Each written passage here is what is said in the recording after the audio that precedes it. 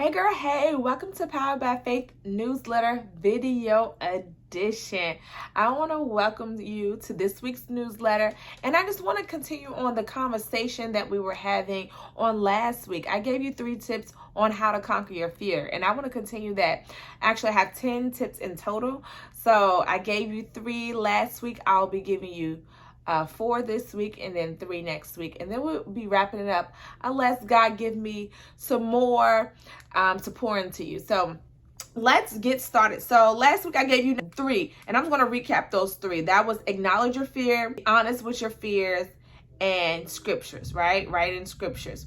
This week I'm going to give you number 4 will be spending time with God, right? And spending time with God is one of the foundational things to do when you're trying to conquer your fears, right? Because how can you do this? How can you continue to try to push through this fear in this season without Him, right? He's the one that's going to truly help us get through everything we need to get through, show us how to do it and more, but we can't do it without Him. I tried to do it and it was an epic fail. So once I partnered with God, everything else was just, wow, I can't believe I can do this, right? I've been trying to do this on my own for so long. And that brings me to the remembrance of the woman with the issue of blood in the Bible, where she tried everything by herself. She went to physicians, she ran out of money, she tried everything, but it wasn't until she touched the hem of His garment that she was delivered, that she was cured, that everything, the bleeding stopped immediately. So that's what I want us to do here. I want us to spend alone time with God, carving out some time intentionally to spend with Him, right? Getting your Bible, reading scriptures, praying, worshiping, just sitting in silence really to hear from Him, getting to know Him, and then allowing Him to pour into us and show us how to conquer this fear, right? Another thing, number 5, is to visualize. Right? Visualizing is very powerful that I feel like sometimes we don't use. But visualizing yourself without this fear that you've been holding on to, right? Or that's been holding on to you, right? I want you to visualize what your life would be like right now if that fear was not a part of your life right now. How would you feel? Where would you be? Who would you be around? Where would your confidence be, right? What person would you be? What does that look like for you? I want you to visualize that and see how that brings you joy. It brings you excitement, right? You get to smiling, you get to blushing because it's an exciting feeling.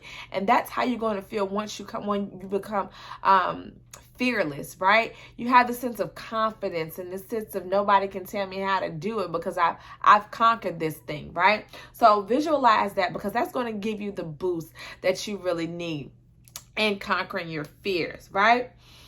Number 6, to renew your mind, right?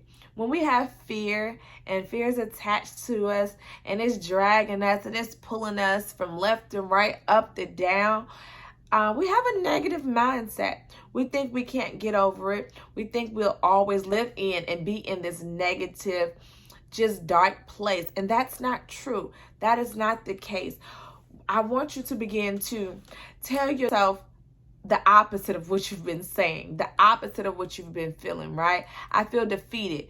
No, you don't feel defeated. This is a little difficult, but I can push through this, right? I'm never going to get over this fear. I'm never going to be able to walk in my purpose. That's not true.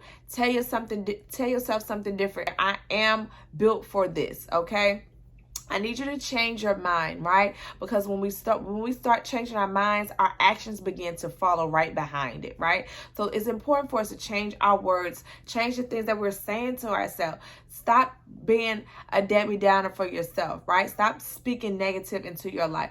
We want to speak life and joy to ourselves and to this fear. Like, fear, you don't have me. Like, no, sometimes I look in the mirror like, we're not doing that today. Fear, ain't nobody got time for you today. Like, I literally have to base up on the fear. Like, no, we're not doing that because I know there's more, right? I know breaking this fear is bigger than me, right? When I break this fear, it's not just going to be for me, but it's going to be for my household. It's going to be for my children. It's going to be for generations. It's going to be for women all over the world that I don't even know that's attached to me, okay? So number 6 is to get out of your comfort zone.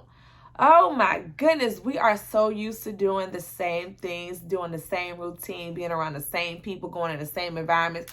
Switch it up, right? I challenge you to switch it up, do something different, right? Get out of that bubble, get out of that shell, break free, okay? Once you start getting out of that shell, then fear becomes less of a thing for you, right? You're like, okay, if I can do this little thing, what else can I do? Let me see if I can do this. Let me see how I feel about doing this. So get out of your comfort zone, sis.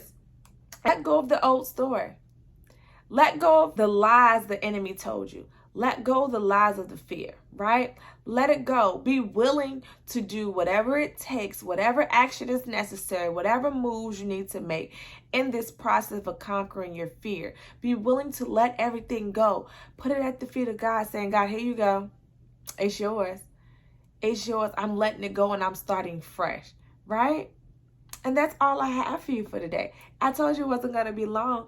I hope you have an amazing week. And I hope these tips are really helping you and you're really working at it and you're really taking action. So, ladies, until next time, thank you again. This is Power by Faith Video Edition.